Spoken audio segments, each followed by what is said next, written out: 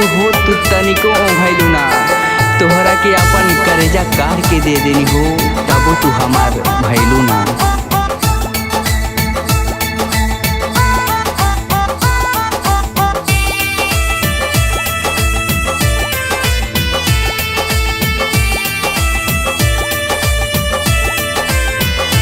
जब से गईलू ससुराल जान,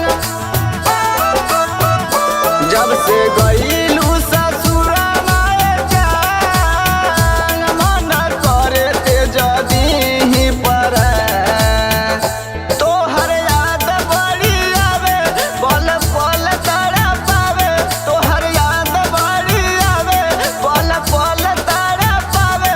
जगले रतिया हो जाता बिहान, जब से गईलू ससुराल जान, मन करे ते जदी ही पर जब से गईलू ससुराल जान, मन करे ते जदी ही पर।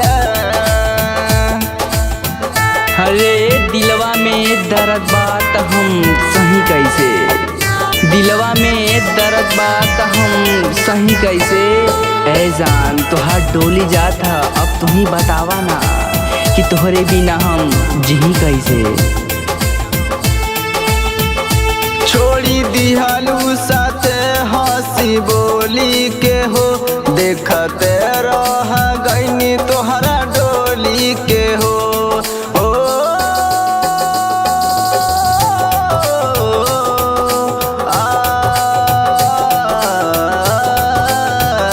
छोड़ी दिहलू साथे हंसी बोली के हो, देखते रह गईनी तोहरा डोली के हो।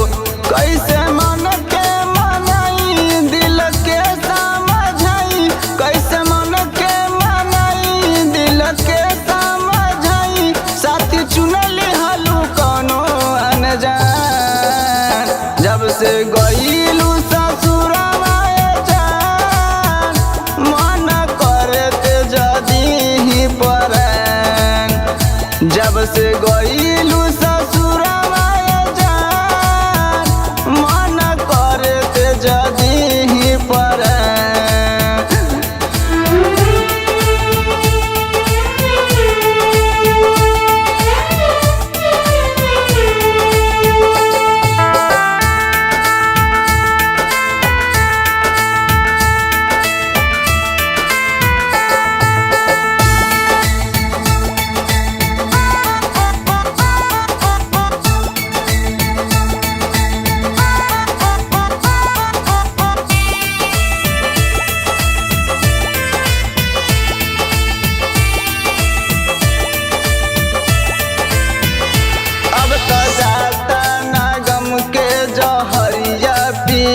तोहरा बिन बावे संगम के मुश्किल जिया हो,